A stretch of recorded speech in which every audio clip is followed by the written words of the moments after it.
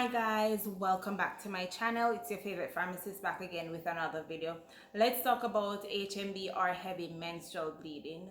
Now, heavy menstrual bleeding is considered as blood loss in excess of 80 mils during a normal period cycle, which is considered 5 to 7 days of menstrual bleeding. Average menstrual blood loss is usually between 40 to 50 mils.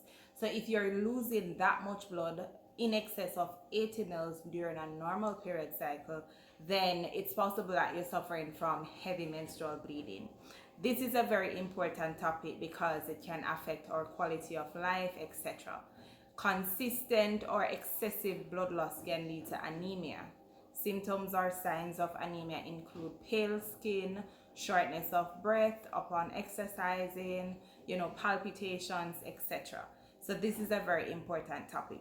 So you're gonna ask yourself some questions, right? And if you answer yes to several of these questions, then it's most likely that you're suffering from heavy menstrual bleeding.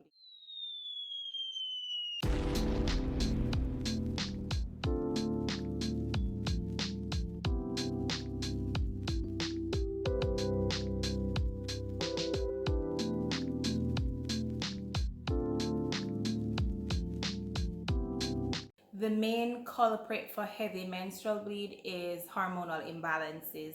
So in more than 80% of the cases, the cause is hormonal imbalances. Other causes of heavy menstrual bleed include infections. Infections of the cervix or the uterus can definitely lead to heavy menstrual bleeding. Also, changes in the uterus, for example, endometriosis, can also lead to heavy menstrual bleeding. Some medications like anti-inflammatories or anticoagulants can also lead to heavy menstrual bleeding, as well as other conditions like hypertension, kidney or cardiovascular diseases can also potentially lead to heavy menstrual bleeding. Let us talk about the different treatment options that are available. Now, the most invasive or the most harsh treatment option would be surgery. Hysterectomy, removal of the uterus, ablation. We don't want that. So then we move on to other options like, hormonal contraceptives. We have the combined oral contraceptive pill and we have the progesterone only pill. We all remember how the combined oral contraceptive pill works.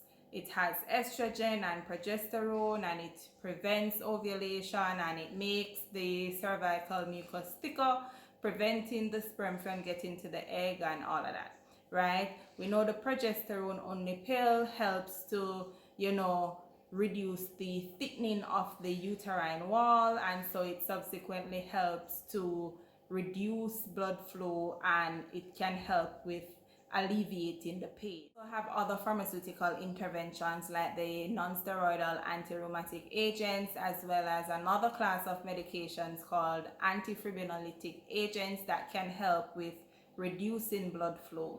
Alright, so there are some questions that you can ask yourself to identify if you're suffering from heavy menstrual bleed.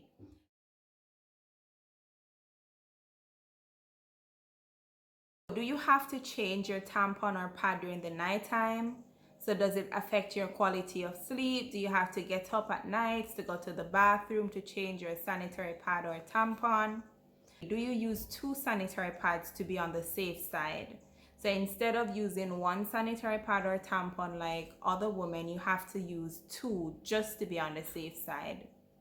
Is it impossible for you to go through your period without taking some form of pain relieving medication? Are you scared to go out in public during your period because your tampon or pad might overflow?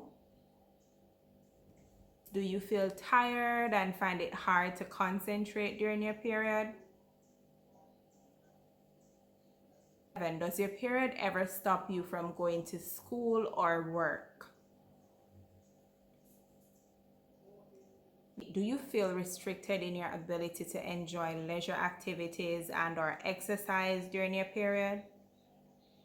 And last but not least, does your period cause you severe or very severe distress? Now, if you answered yes to several of those questions, then it's possible that you might be suffering from heavy menstrual bleeding.